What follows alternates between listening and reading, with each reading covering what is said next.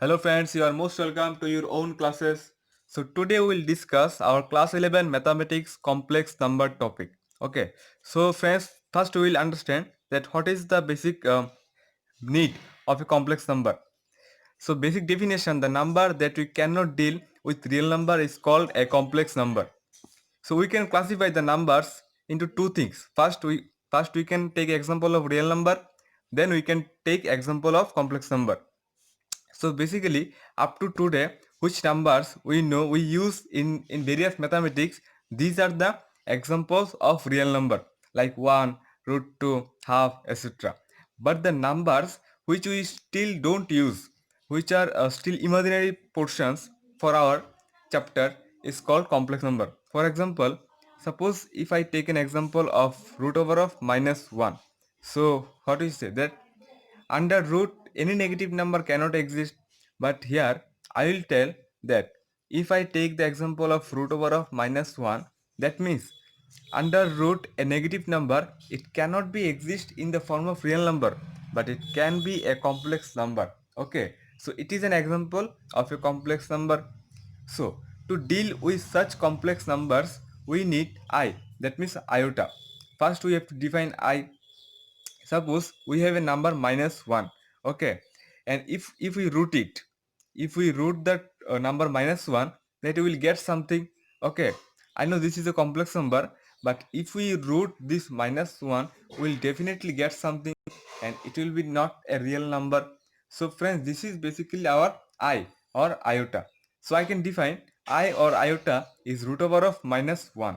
Okay, then if we square it, I square equal to minus 1, I cube equal to what, guys? I cube equal to I square into I, and we know the value of I square, the value of I square equal to minus 1. So put it here, minus 1 into I equal to minus I to the power I to the power 4 I square whole square.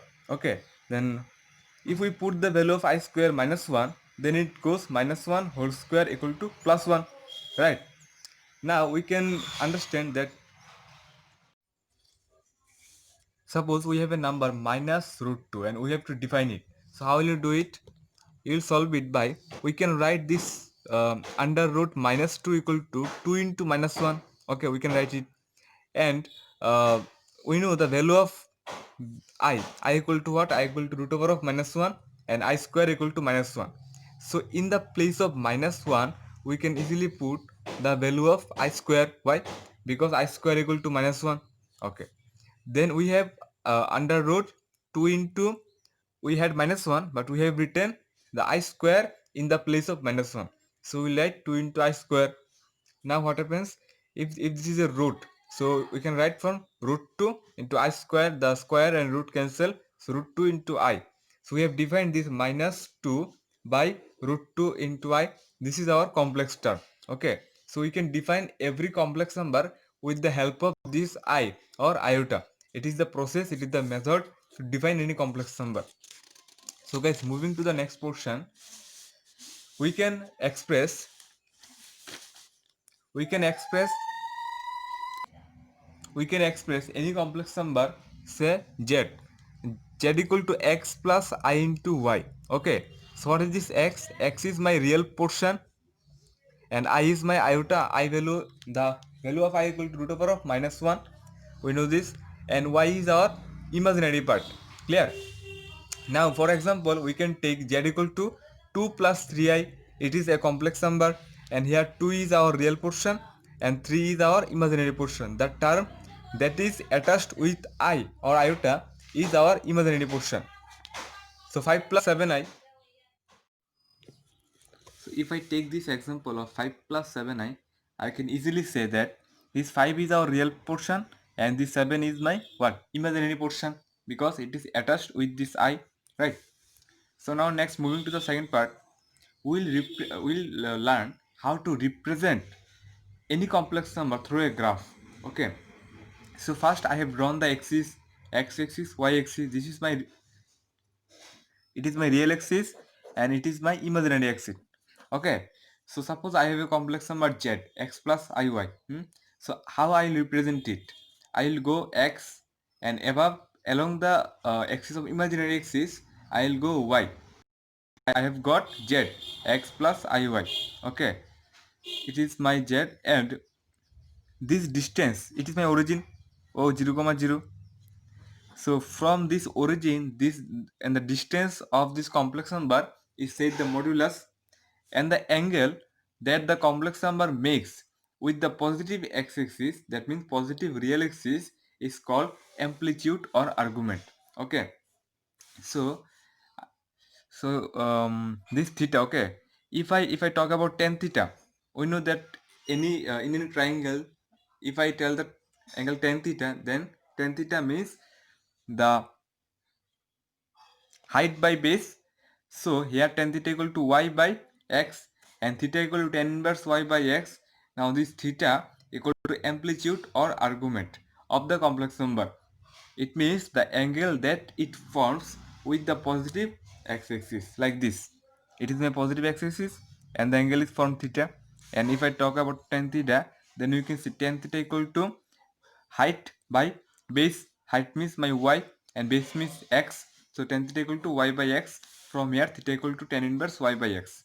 Now I have talked about the modulus. How I can represent it? I can write it as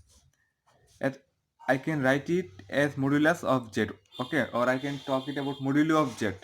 So modulus of z represent the distance of the point z from the origin. So modulus of z equal to, if I talk about the distance, it is my origin and it is my z, x plus iy. The point coordinate is x comma y. So if I talk about the distance from the distance of 2 points, I can easily say x minus 0 whole square plus y minus 0 whole square under root. So I have found the value modulus of z, root over of x minus 0 whole square plus y minus 0 whole square equal to root over of x square plus y square. So this is my modulus. I can represent it through r. Now if I talk about the example, say I have taken an example z equal to 2 plus 3i. Okay, this 2 is my what? This 2 is my real portion and this 3 is my imaginary portion. Okay, so if I talk about the modulus of z, so z modulus equal to root over of, I know the modulus of any complex number equal to root over of real square plus imaginary square. So here it will be root over of 2 square plus 3 square. So I can define it root over of 13. Okay, in this example, how I can represent it? I can represent it by like this. I have drawn the axis and it is my positive x-axis or real axis. It is my imaginary axis.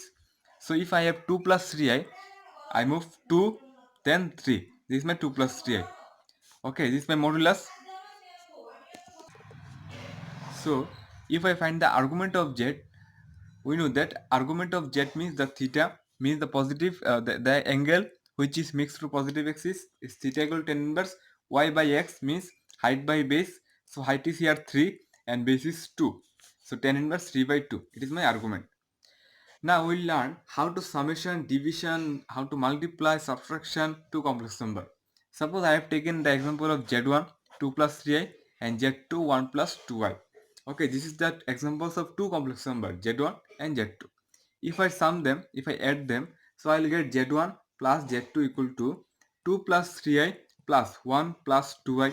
Okay, so if I add the real portion plus real portion, this is my 2 plus 1. And if I add the imaginary portion, I into 3 plus 2, means 3 plus 5 by real part plus real part. Okay, and imaginary part plus imaginary part. Here real plus real, imaginary plus imaginary. Answer I got 3 plus 5 by. Now how to find the z1 minus z2? Okay, so first write it 2 plus 3i minus 1 plus 2i. Okay, then we know that real minus real portion, imaginary portion minus imaginary portion. Write it. 2 is real, 1 is real, 2 minus 1.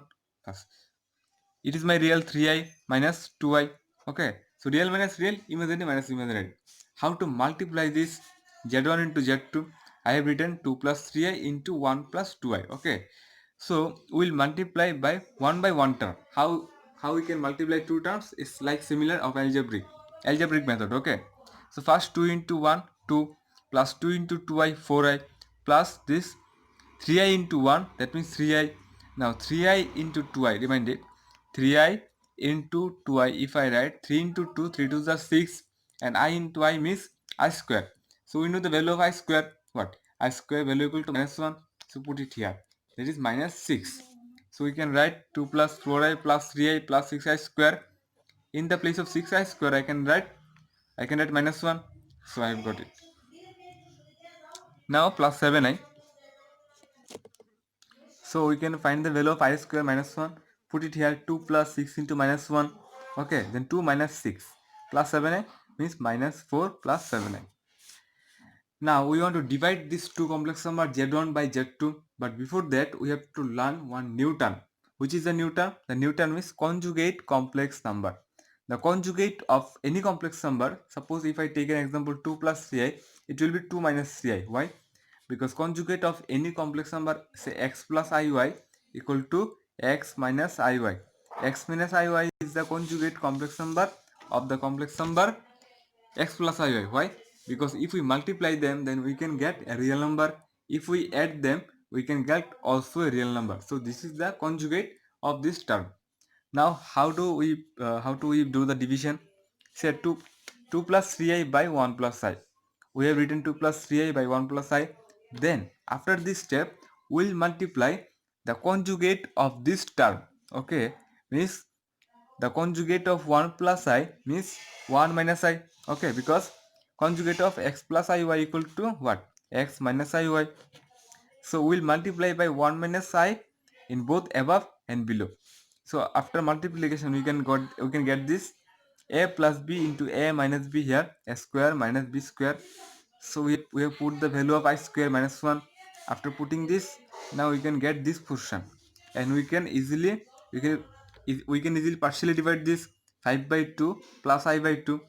Now here this is my real portion, and the half is my imaginary portion. You can say why half? Because here I have got I by 2. I can write this I into half. Okay, so the term which is included with I, it is my imaginary portion. Now we have to learn two basic formulas. When we will modulus z1 into z2, then it is equal to modulus of z1 into modulus of z2. And when we will divide z1 by z2 modulus, then we can write modulus of z1 by modulus of z2. It is two basic rules. So guys, that's all for today. So guys, if you think this video is beneficial for you, to share it with all your friends of class 11 and 12, and stay tuned, stay connected with me, stay safe, and thank you guys for watching.